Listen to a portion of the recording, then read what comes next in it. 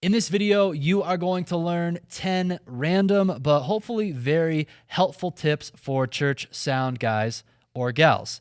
For the past year here at South Fellowship Church, where Adam and I serve, it's right next to our Churchfront headquarters here, I've been mixing sound on the weekend a lot more than I've been leading worship. I'm a worship leader, but this year it's been a lot of fun. In 2021, I've mixed and I was behind the sound console most of the time, and although I was familiar with mix engineering, there's been quite a few Sundays where I just kind of had a light bulb moment of like, oh, here's something important to consider when you're running sound, specifically in a church environment. So I want to compile 10 things that Adam has also come up with as well, because he's most of the time usually a worship leader as well. He's been able to mix a lot more this year, but you have more mixing experience and background too, and touring and with different bands and stuff than I do.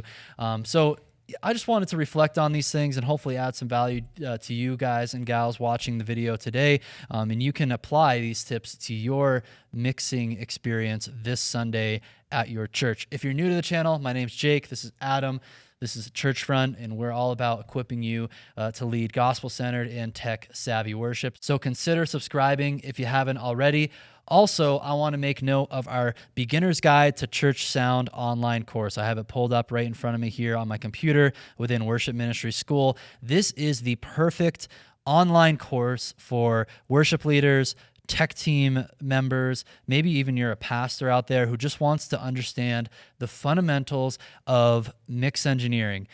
Being able to process and mix audio for your church, whether it's in person or online, is an essential skill set that we all need to have this day and age. And this course is the best place to get started. You're going to learn the anatomy of a sound system, so you understand all the different pieces and parts of the gear that you're working with.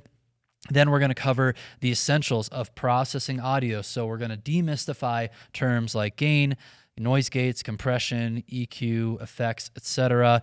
And then we're going to help you navigate any of the latest modern digital mixing consoles, because they're all pretty much created the same way. And if you understand how faders are laid out, what the knobs are doing, how to route audio throughout these consoles, you get those basic concepts right, and you'll be able to apply them to pretty much any device that you are using, and you'll just have much more confidence. So we cover all of this in the Beginner's Guide to Church Sound. Again, this is our beginner church sound engineer training, and we've had over 3,000 churches work through this training. So by far our most popular course. And the good news is that this week we're offering a 50% discount on this course. Click the link below to learn more and enroll your team today. And before we dive into our 10 tips, I want you to share your best church sound or mix engineer tip down below in the comments. We love hearing from you guys and the rest of the community. Without further ado, let's go ahead and hop into our 10 random but hopefully helpful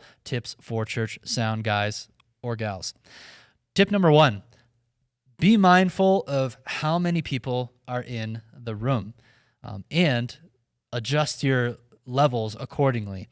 So at churches, we don't have the luxury of having all of the people who are going to be in attendance on Sunday showing up on time, right? So our church service here starts at, we have our first service at 9 o'clock, and then we have a 10:45 service. But most of the time when service start time hits and our countdown hits 0, the room is probably at 25% capacity. I feel like sometimes maybe a little more, sometimes less. It's crazy. There's days where I'm like, wow, there's like 5 people who've showed up for worship. And then, 5-10 minutes later, the room is filled with like 300 people.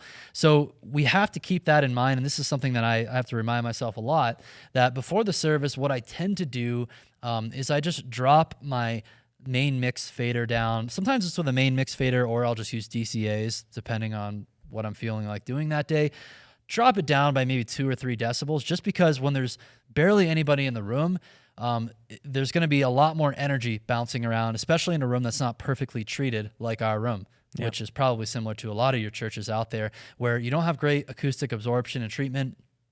So you kind of have to adjust accordingly depending on how many people are in the room. People absorb a lot of sound because we are basically big bags of water walking around, and that can help absorb a lot of that energy coming from your PA system. So be mindful of that, and then once people fill the room, then I'll slightly and gradually bring those levels back up, and I'll just make sure that my sound meter is kind of metering where I want it to be, around 90 decibels or peaking around 90 decibels. So that is tip number 1.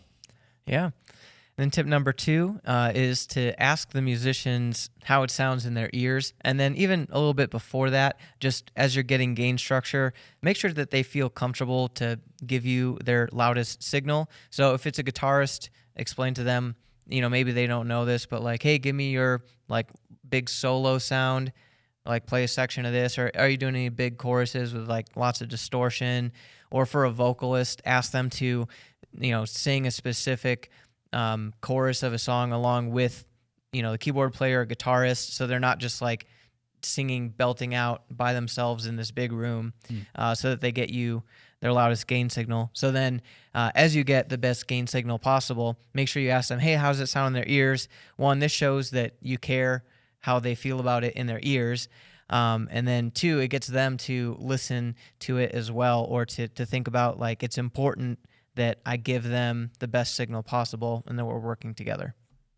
Tip number 3, utilize a talkback microphone. And I think one of the handiest times I like to utilize a talkback microphone is when I'm mixing front of house and the service is about to start. And I usually give the band most of you are up there by, you or Aaron and the team, whoever's leading that week, are up there about by 2 minutes until the countdown hits 0.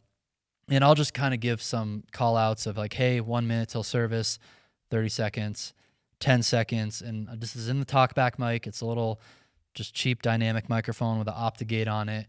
So I don't have to think about pressing a button. I just put my face in front of it. It activates the mic. Highly recommend that OptiGate setup. And then, I like to just communicate with the band. And I know as a worship leader, I appreciate that when front of house communicates with me, because there's sometimes when we're about to start the service and I'm just like, man, I hope they know how much time we have left back there, like, because they're the ones who have to unmute everything. So what I'll do is when there's like 10 seconds left, I'll start counting down. I'll go 10, 9, 8, 7, unmuting your microphones, whatever. I'll let them know that things are hot. The microphones are hot, and then I'll let a few seconds go by. They can see the countdown as well, so usually it's one of us as a worship leader triggering our tracks to start the song. But I just think having that talkback microphone in something from your mix engineer or whoever, maybe it could just be a producer or someone on your team could do that as well. For us, it's usually the mix engineer. It just kind of can put everybody at ease to know, like, okay, we're about to start, and I know exactly when to hit go. Yeah. And then tip number 4 is sing along in the room and to make sure you can hear yourself. So when I'm mixing and I'm doing sound check, or even during the first song of the service, I make sure that I go out into the room near the people and sing along to make sure that I can hear other people singing around me and to make sure I can hear myself singing, because that is what we're doing during the worship service, is we're joining together in all of our voices and singing. And if you can't hear yourself or others around you sing, I don't know, I think it defeats the purpose a little bit. So, and also just hearing what it sounds like when you're in that, space in the room with other people, as opposed to, behind the sound booth. That usually most churches are set up where it doesn't sound great at the mixing spot. So making sure you know what it sounds like across the entire room is really important. Yeah, and really closely related to tip number 4 is tip number 5.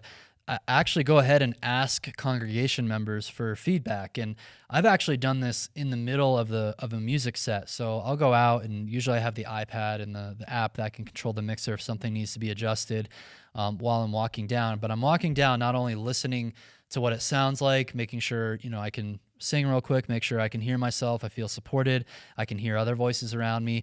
But then I'll identify someone in the congregation I know already. They know I'm mixing sound. I just want to ask them, hey, how does it sound?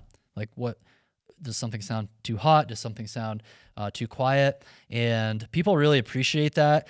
And especially if you're going through a phase where maybe there's a lot of controversy around your sound levels at your church right now. Not that that ever happens in churches, right?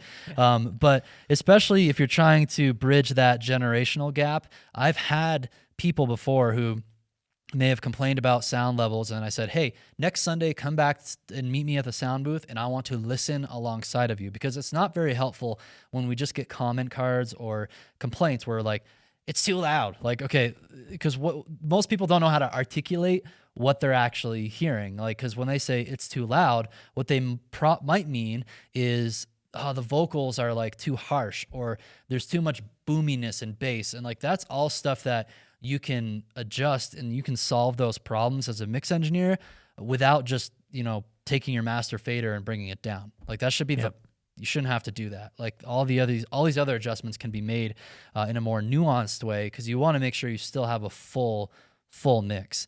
So yeah, ask your congregants, and they're going to really respect you for it, for asking for their opinion and trying to help them articulate what they're hearing. It'll really result in some great things for your community. Yeah.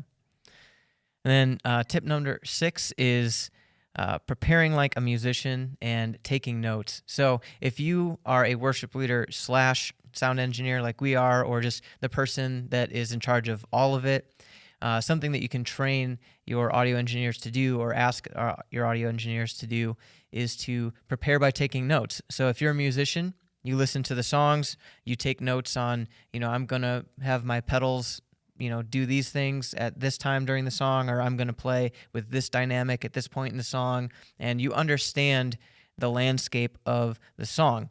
And as a sound engineer, you're a musician as well, in the sense that you're putting all of those sounds together in a cohesive mix. So knowing when a certain instrument needs to be prominent in the mix, knowing when certain people are leading. Like this past week, we had a song where one person was leading the verses, the other person was leading the choruses, and in those transition moments, I had to know, okay, this is where the lead vocal needs to be, and the other vocal needs to be in this position to be the background vocal. Otherwise, people are listening to the harmony vocal and trying to sing along to that. So all that said, you can take notes and listen to the songs ahead of time to know how to be prepared for mixing, the same way you would as a musician.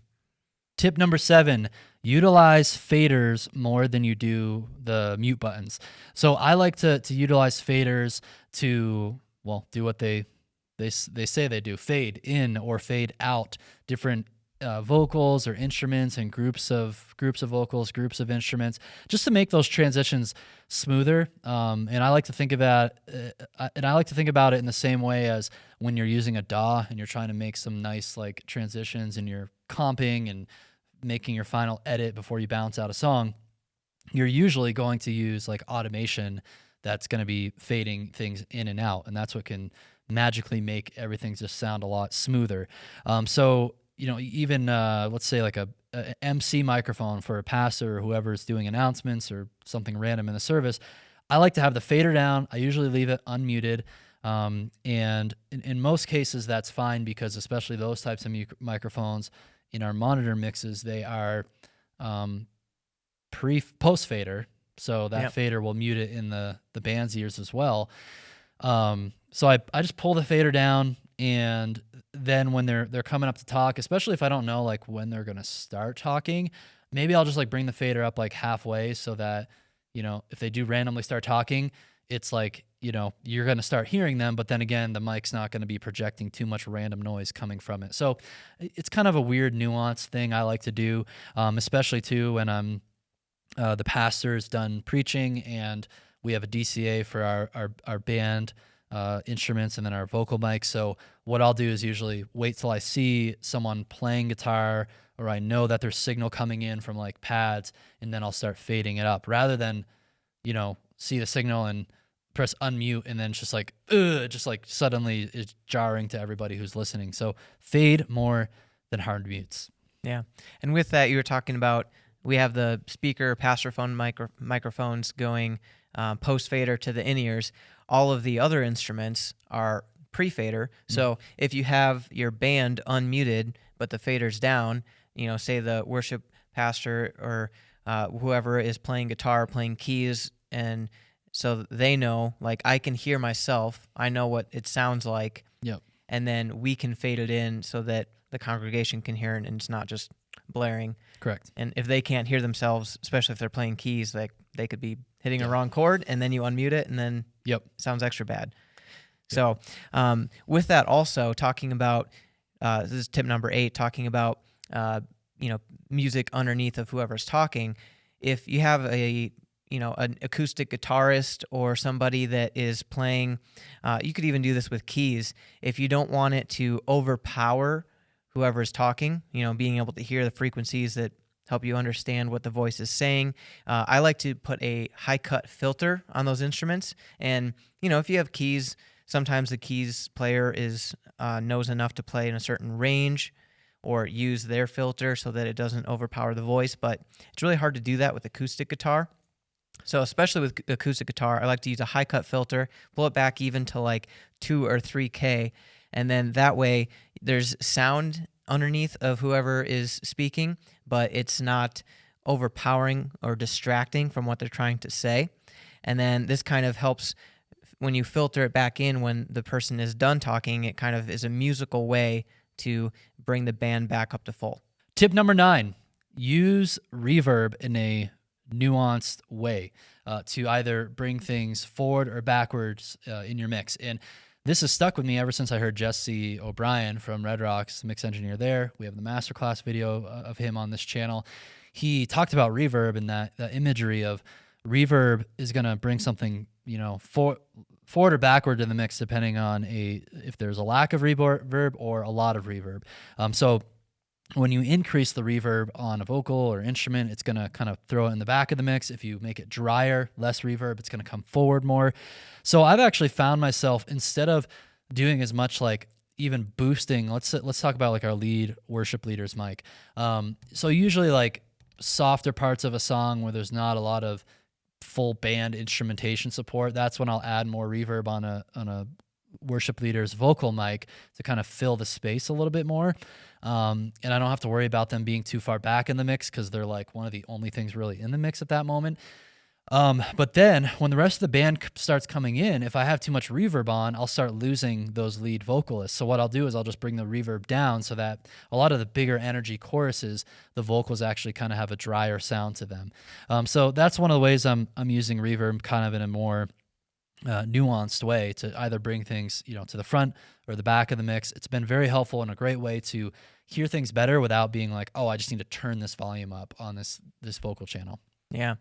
And another way to get the vocal to sit where you want it in the mix and have a little bit more nuance is tip number 10, to use a multi-band compressor, so that as the tone and the volume of the vocal gets higher, it's not becoming harsher. That's what it naturally does. If you talk lower, you don't have as much of those high frequency contents, and you get that deeper sound, and which I really love on our worship pastor. He's got this great deep voice when he's singing lower. Mm-hmm. But if you just put a low cut filter on that, then you're going to lose that nuance during those low parts. But then as he sings louder, it's going to sound kind of dull if he's singing out really loud and you're leaving that low end open. And then as well, when he's singing louder, he's going to have a little bit harsher high end. Mm-hmm. And that's going to be not great on your ears if you're trying to mix a certain level. That's been one of the things that we got a lot of complaints about, was like, people could hear vocals, but like sometimes like Aaron's got big pipes and he can get really loud, and it's like, especially in that 2 to 3K range, and like that's where we needed the multi-band compression to dynamically, it's like a dynamic EQ is the other name for it on the wing, to dynamically press down those frequencies when they exceed a certain threshold. Yeah, so it's a compressor that is triggered at and by certain frequencies. Yep. So if I was singing right now and I was to sing really loud, that 2 to 3K range would really come out within the mix, but using the multi-band compressor, we're able to compress those frequencies as the vocal gets louder. So you can keep the vocal loud in the mix so that everyone can hear it, but it's not harsh when it gets louder. And then when you get quiet, it's not going to press those frequencies down as much. Right. So it's just you're going to retain more of those frequencies, especially those lower frequencies. Like you don't want it to be compressing as much when they're kind of, if Aaron's singing solo, lower song, and you're right, he has a lot of like bass to his voice naturally, but that also helps bring the presence to his voice when it's quieter. Yeah. But when they're singing louder, it's like, no, too much, like compress it down a little bit. So I don't know. I've been geeking out over that multi-band compressor. On the Wing console, it's called the Dynamic EQ plugin. I don't really know why you would call it Dynamic EQ versus multi-band compression, but Same thing, I guess. yeah. Yeah. If it isn't, let us know down below in the comments.